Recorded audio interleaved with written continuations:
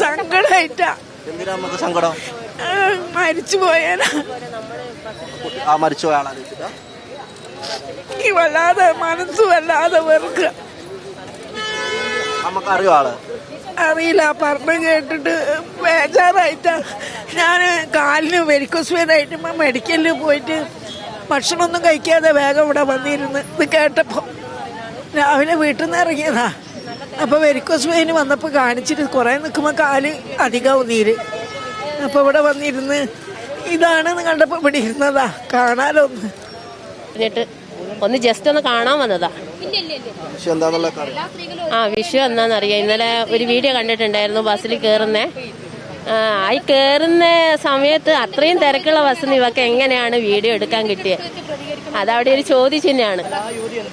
അതവള് തെളിയിക്കേണ്ട ഒരിതുണ്ട്. മാക്സിമം കിട്ടുന്ന ശിക്ഷ അവക്ക് മേടിച്ചു കൊടുക്കണം. ഒരാളെ മരണത്തിന് ഈടാക്കിയ ഒരു സംഭവമല്ലേ. മാക്സിമം ശിക്ഷ ശരിക്കും പറഞ്ഞാൽ നാട്ടുകാർ അടുത്ത് തന്നെയാണ് കൊടുക്കണ്ടേ. ഡ്രൈവറിനോട് പറഞ്ഞു. അപ്പൊ ഡ്രൈവർ എന്നോട് പറഞ്ഞു, ഇപ്പൊ ഞാൻ പ്രതികരിച്ച് ഇവിടെ ഇട്ട് തല്ലിയിട്ടുണ്ടെങ്കിൽ ബസ്സിൽ എല്ലാരും അവനെ തല്ലും. അപ്പൊ അവൻ ആദ്യമായിട്ടാണ് ആ ബസ്സിൽ ഞാൻ കാണുന്നത്.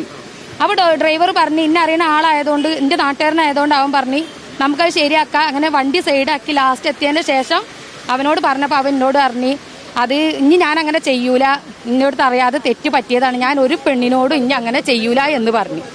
അതുകൊണ്ട് ചെയ്തു പോയി. പിന്നെ അവൻ ആ ബസ്സിൽ ഞാൻ കണ്ടിട്ടില്ല. ആ കണ്ടക്ടറെ ഞാൻ ഇന്നേ വരെ ആ ബസ്സിൽ കണ്ടില്ല. അവൻ നാളെ മുതൽ ഇനി ബസ്സിൽ ഉണ്ടാവില്ല എന്ന് എനിക്ക് ഡ്രൈവർ ഉറപ്പ് തരും ചെയ്തു. ഇല്ല, കണ്ടിട്ടില്ല. ആ ബസ്സിൽ നിന്നല്ല, ഞാൻ ആ ഏരിയയിൽ ഒരു ബസ്സിൽ അവനെ പിന്നെ ഞാൻ കണ്ടിട്ടേ ഇല്ല.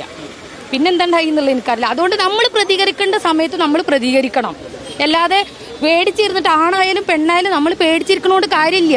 നമ്മൾ പ്രതികരിക്കേണ്ട സമയത്ത് പ്രതികരിക്കുക തന്നെ വേണം. അത് ആരോടായാലും, അത് വലുതാണ് ചെറുതാണ് അതൊന്നും നോക്കേണ്ട ആവശ്യമില്ല. നമുക്ക് എന്താണോ പറയാനുള്ളത് അത് നമ്മൾ മുഖത്തൊക്കെ പറയും. ആൾക്കാരുടെ അഭിപ്രായം കേട്ടിട്ട് ആ മനുഷ്യനൊന്നും ചെയ്തിട്ടില്ലെന്നാണ് എൻ്റെ അഭിപ്രായം.